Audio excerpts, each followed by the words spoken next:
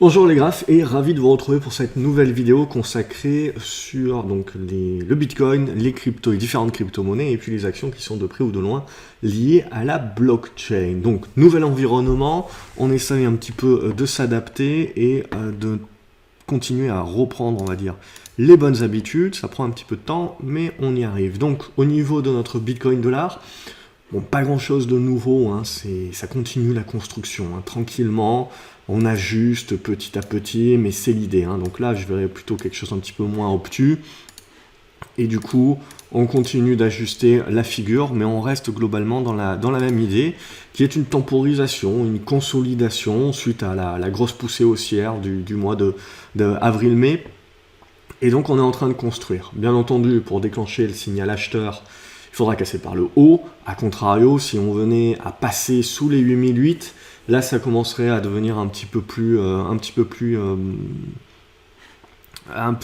réduit, on va dire, et la zone des 8300 dollars également, donc toujours un gros niveau de soutien. Et en dessous, par contre, là, les vendeurs reprendraient la main, et du coup, on casserait un petit peu tout ce qu'on a construit, mais pour l'instant, voilà, il n'y a pas grand chose à se dire de plus, hein. Donc je pense que voilà, on est vraiment dans cette congestion qui est en train de se mettre en place, et du coup là il va falloir apprécier. Donc ce qui sera intéressant, c'est justement si on arrive à mettre un chandelier, à revenir au-dessus de la zone des 9006, hein, se remettre en embuscade pour casser la zone des 9009, 10 000. Là déjà ça sera se remettre dans des bonnes dispositions. A contrario, si on continue à naviguer plutôt sur le bas ici de l'oblique, on finira très certainement par la casser par le bas et on ira chercher un petit peu plus bas sur la zone des 8300. Donc à ce stade, toujours une conso plutôt plate. Au niveau du Bitcoin Euro, c'est la même idée, pareil, hein, on va construire quelque chose d'un petit peu moins obtus. Toujours une phase de consolidation-congestion. Pas grand chose de plus à se dire, hein, c'est une phase de neutralisation, on attend de casser par le haut ou par le bas pour donner vraiment le prochain influx. On restera positif là aussi tant qu'on est au-dessus des 7500 à 7800 euros, on peut rester toujours avec un biais, on va dire, positif. Ensuite, au niveau des différentes cryptos, on va regarder, alors qu'est-ce qu'on peut regarder? On va regarder le BAT. On va le faire dans l'ordre un petit peu.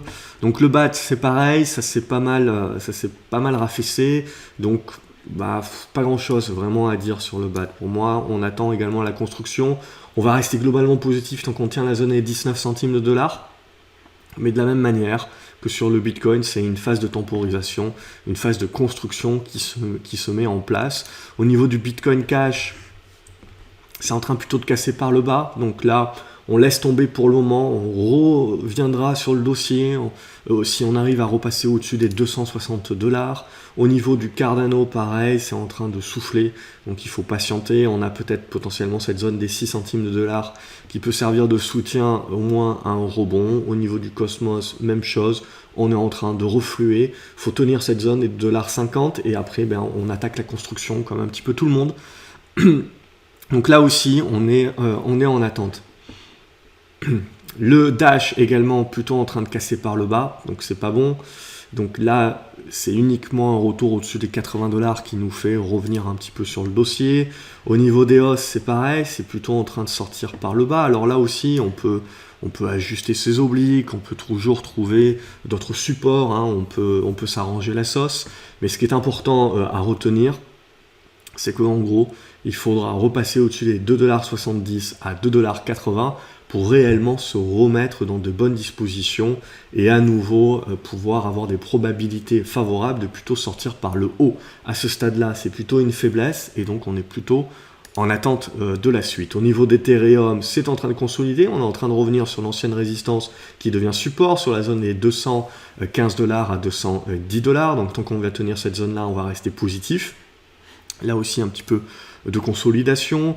Ethereum classique par contre qui est en train plutôt de casser par le bas également. Donc là aussi, comme la plupart des cryptos, on sent que c'est en train de pas mal temporiser, pas mal souffler. Pour certaines d'entre elles, voilà, temporiser un petit peu plus profondément. Alors pas péril dans la demeure, encore, on voit sur Ethereum classique tant qu'on tient la zone des 5,80 $. Mais toujours est-il, voilà, c'est à nouveau une phase d'attente, une phase de construction qui va durer potentiellement un petit peu plus longtemps.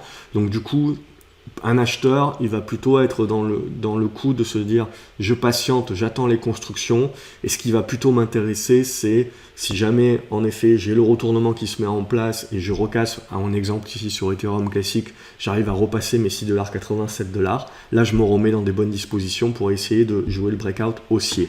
Mais sinon, j'ai surtout une grosse phase d'attente pour l'instant et de construction. Horizon, ça reste positif, au-dessus de la zone des 7$. IOTA, pareil, ça reste positif tant qu'on va tenir la zone des 20 centimes de dollars. Là aussi, ça demandera derrière un petit peu de construction. Litecoin, ça construit, pas grand chose à se dire tant qu'on n'arrive pas à casser les 47$ à la hausse. Au niveau de Monero, pareil, c'est en train de souffler doucement. Voilà, il y a un premier niveau de résistance sur les 67$, deuxième niveau de résistance sur les 70$, il faudra casser ça. Au niveau du Neo, on est en train de consolider également, on est en train de revenir sur une grosse zone de soutien aux alentours des 10$. Mais pareil, pour relancer la machine, repasser au-dessus des 11,15$ ici que vous avez. Et derrière, cette zone ici des 12,40$ et des poussières. Au niveau de Nano, en train de refluer également, de reprendre son souffle. La tendance reste positive au-dessus des 80 centimes de dollars. Au niveau de Oh My Go, c'est en train de consolider également. Éventuellement, on ira chercher la moitié de ce chandelier ici. Pourquoi pas donc les 1,30$, 35$ qui peuvent servir de support et tenter le rebond. Au niveau de Qtum, c'est en train de souffler également. On a matérialisé la résistance ici sur les 1,90$ à rompre donc pour lancer le signal. À ce stade-là, donc, on souffle également comme tout le monde. Le Ripple casse par le bas. Donc pas grand chose à en tirer tant qu'on ne se remettra pas au-dessus des 20 centimes de dollars. Au niveau de Stellar, c'est en train de souffler également, on fait du reflux. Voilà, pour reprendre la bonne tendance, il faudrait repasser au-dessus de ces 7 centimes 50 de dollars. Au niveau de Tezos, c'est en train également de souffler. Ça reste plutôt positif, on a matérialisé une résistance sur les 3$. Il y a cette zone-là sur les 2,20$ qui est à un niveau de soutien important. Donc on voit beaucoup de construction, hein. Il va falloir patienter. Tronix, c'est la même chose, c'est de la construction, consolidation. Il faudra commencer par repasser au-dessus de cette zone des, c'est même pas donc des 17 centimes, alors c'est centimes de dollars. Au niveau de Waves, on a toujours une belle construction, on a tenté la sortie haussière dont on avait parlé ces précédentes semaines, ça s'est pas trop activé, mais il va falloir réussir à pousser, on voit au-dessus de ces 1,30$ et à conserver la zone des 1$ qui devient plus que psychologique, un support également. Donc derrière au niveau du ZEC, donc du Zcash, pareil, même typologie que Waves, il faudra casser cette zone des 55$, sinon on est en train de construire, on reste globalement positif au-dessus des 45$. Donc on le voit, beaucoup de construction, hein. Derrière, il y a le Grayscale Bitcoin, donc qui est un trust qui fonctionne plus ou moins comme un tracker vis-à-vis du Bitcoin, donc lui aussi il est en train de souffler. Pour l'instant il n'a pas réussi, on voit, à sortir par le haut, donc il est en train de venir potentiellement tester le bas, donc cette zone de 10$, 9,90$ qui sera importante à tenir et pour la suite des opérations, et si et seulement si on arrive à déborder par le haut cette zone en voie des 12,30$, là on aura un beau signal de relance de la tendance haussière. Sinon à ce stade-là, on est toujours en mode attente et en mode construction, comme sur la plupart des autres cryptos, hein, on le voit, il y a à nouveau du boulot à faire. Ensuite, au niveau d'un autre tracker, ça c'est un tracker qui est lié à la blockchain, mais on va dire surtout les semi-conducteurs et la tech US, hein, donc ça suit pas mal ce que fait le Nasdaq. Donc là, en l'occurrence, on le voit, on a eu une correction, un gap, donc là, on se méfie éventuellement des prises de profit et un retour potentiellement sur les 18$, 18,80$. Voilà un petit peu ce qu'on pouvait dire. On va passer sur les actions. DPV Holding, ça y est, elle a fini par partir, hein. On s'en parlait, j'avais pas fait de vidéo la semaine dernière, mais on en a fait une il y a 2 semaines. On se parlait de la congestion ici, qui manquait un petit peu les volumes, mais que ça se regardait. Bon, ça a explosé avec des gros volumes, certainement une news avec un gros gap. Et là, en l'occurrence, le mode continuation. Donc bien spéculatif, attention à ces valeurs, hein. C'est très spéculatif. Au niveau d'Overstock, elle est en train de souffler. Donc faut la laisser souffler éventuellement, on verra comment elle construira. La zone des $16 peut être un premier niveau de soutien éventuel. Et puis après, Riot Blockchain, là aussi ça souffle, c'est normal, il faut laisser souffler. Très certainement qu'on va revenir chercher la zone des 1,80$ à 1,70$, qui peut être une zone de soutien. Et derrière, j'ai dû oublier Marathon, voilà, Marathon pareil, qui souffle également après une bonne spéculation. Donc là aussi, à observer la zone des 80 centimes de dollars à 70 centimes de dollars, qui peuvent être des zones de soutien, qui peuvent être assez intéressantes pour jouer des rebonds. Et après, on va continuer à jouer les congestions. Et donc, on observera ça petit à petit. Voilà. Et Blockchain Group, ça s'est coté sur Euronext. Là aussi, ça casse plutôt par le bas. Donc, à ce stade-là, il n'y a pas grand-chose à se mettre sous la dent, tout simplement. C'est de l'attente, voir comment ça va construire. Et tenter, si jamais le titre arrive à se remettre au-dessus de la zone des 28 centimes d'euros, ben, à nouveau, le titre sera à nouveau intéressant pour se remettre en embuscade de la cassure de l'oblique descendante ici.